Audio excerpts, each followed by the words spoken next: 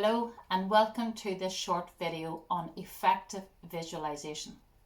My name is Dipna Hannon and this is the Hannon Clinic. We all know how to visualize. We all know how to use our imagination. In fact, the human species is the only species who has an imagination. And as children, we use this imagination to really take us into the fantasy world, to really daydream and believe that we are fully there. But as adults, we do the same thing, but we tend to do it more in the negative sense. So for example, if you hear in the workplace that they're going to make changes, you start to think about it. And what happens is you get into a loop and you get into a destructive loop of thought.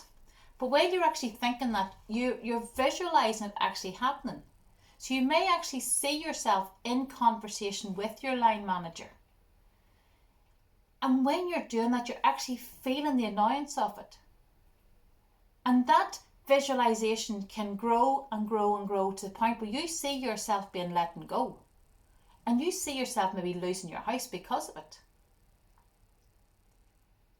But the truth is, you actually don't know what's going on in the workplace. But it's just gone off in your head in a full story. Okay? So as adults, we tend to use our visualization for the negative. And we need to change that. We need to bring in more daydreaming. We need to bring in more scenarios in our mind of what we do want to see. So if I give you the example of someone who wants to lose weight. When you listen to most people, they're focused on their weight. And what you focus on is what you get. When you focus on your weight, you're always looking at the size you are. You're always weighing yourself. And in your mind, you're visualizing yourself as the size you are, possibly even bigger. Now, what I get to do with clients is the first thing I get them to do is I get them to stop talking about weight, but I get them to see themselves at their perfect size. And feel how good that feels. And when you get into it, you give it more detail. So I will get them to really not only see themselves at the perfect size, but see what they're wearing. Give the detail to every piece of clothing they're wearing. See what way their hair is done. And if you're a woman, if you've got makeup on. Then we go into, well, where are you? Are you on your own? Have you people with you? Because the more detail you can give it, the better it is, the more real it becomes. And when you visualize, you actually are in that situation. So you know what it feels like to feel good and be really, supple and toned and slim. But you can see the people around you and you can see how they're reacting to you and you can feel really good about it. So effective visualization not only is just about seeing the picture of what you want to see, but actually stepping into that picture and living it. Because we do it normally for the bad situations, so turn it around and do it for the good situations. Now you may need to do an exercise like the jar of life to work out what it is you do want to think about. Because we're so used to thinking about the negative, it's difficult to actually start thinking about the good and the positive. Because we're not used to it. Or we do know what we don't want. So invariably, if you know what you don't want, then you know what you do want. But we're so focused on what we don't want. So change it. And when you do know what you want, to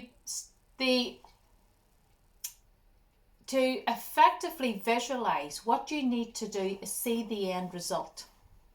And give it all the detail and all the colour and the smells and the sounds that you can give it.